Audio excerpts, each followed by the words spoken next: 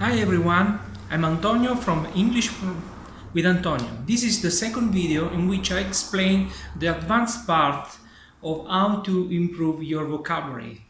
My suggestion to expand your vocabulary. This usually the source of your vocabulary learning are reading or listening. In your reading, for example, you can find some more new words that you don't know at all. Let's move to my suggestions. So, the first step is to categorize the word you have chosen in some category. So, for example, word, personality, description, and so on. I have chosen art because my word is prop. So this prop can be a verb, so it can be a noun. In general, you should create a table like you see now, with divided into 3 columns. The first contain the word, vocabulary, adjective, and so on. The second, will contain the meaning, and the third one is you should put some examples of the use with this word. In my case, I had prop, the word prop, and as a verb and as a noun. So I put 2 distinct roles. One that explains the verb meaning, and the other the prop. Because when we come across to new vocabulary, we should be aware of the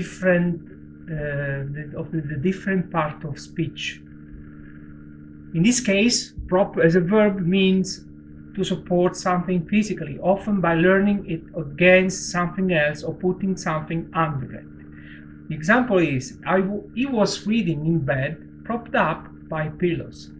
As a noun, this is the one it is used when, and it's an object used by the actor performing in a play or film. So the example sentence is, the set is minimal and the only props used in the show are a table, a chair, and a glass of water. So the example usually clarify the meaning, clarify the use of this word. Okay, let's move on. This is the first step this is very important one, because you should filter the words to memorize. Imagine that we have 3-5 words. For example, I put this, in addition to my initial prop, I have added some others. But you cannot study every single term, every single vocabulary. You need to select carefully the one that recur in your everyday English frequently. If you come across this word frequently when you read, when you study, okay, this one is a good candidate for ending up in this list.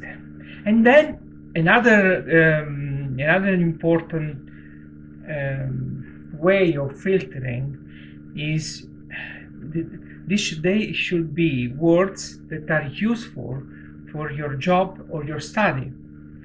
For example, if you are a medicine student, you can find useful to learn medical vocabulary. If you are a lawyer, law terms are the one you should prefer over others.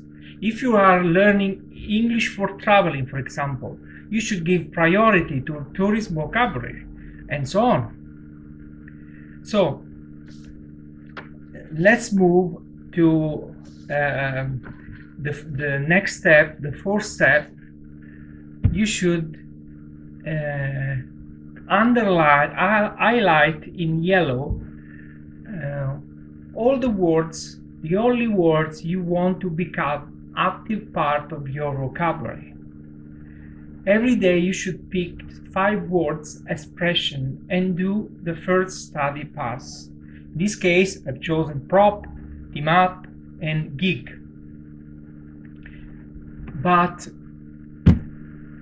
okay, now we have to introduce the spaced study, the spaced repetition technique. What is spaced? What does it mean, spaced repetition? This is a technique used to memorize the new vocabulary and involves reviewing and recalling information in an optimal spaced interval until the information is learned at a sufficient level.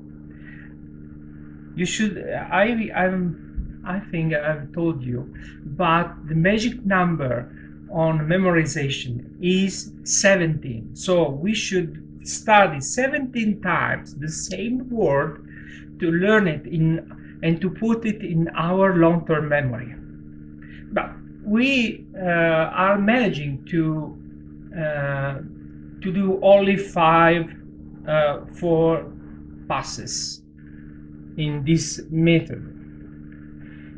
Returning to the spaced repetition, this means that this method is very effective. And so the basic the idea behind this technique is that the more you study term, the easier it is for you to use it, to recall it, because as I will suggest, in different passes we approach this word from different angles. And naturally this method requires both discipline and intentionality, but those who manage to execute it correctly can get massive benefits from it.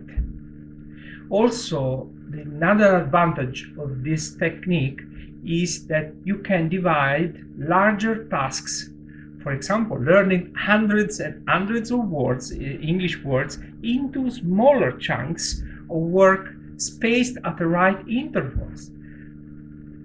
Okay, moving back to the suggestion, in the first pass, like I was saying, you have highlighted in yellow your words. You should study the meaning, the example, and the pronunciation of this word, repeating the wording aloud a few times. Okay, after you've done this, you should highlight this word with a yellow light color. Yeah, in this way you remember that you have already worked on it. After a week, day 7, you should repeat the same word, but trying to recall this the meaning, the sound, but more importantly, you should invent 3 or 4 sentences on your own containing the expression that the word you are studying. This requires a little bit of time. Be patient when you do so. And after you have done that, you should highlight the word with a bright green color. After a couple of weeks from the first study, you should repeat the study of this word, but from another angle. You should go to the Youglish website and search, for example, the word we have, for example, prop, and you can choose the different pronunciation. For example, I choose the UK. These are actually 2 prop banknotes from an episode of the TV. And you can work on different video in different videos, and you try listen to the pronunciation. Let's move back. Yeah. So this is the second repetition. The final repetition, repetition 3, is about after a month compared to the first pass, and you should revise the pronunciation, the spelling, the meaning, but in addition to that, you should invent a phrase almost in real time. So, in this case, prop. How can I say about prop? Okay. This film was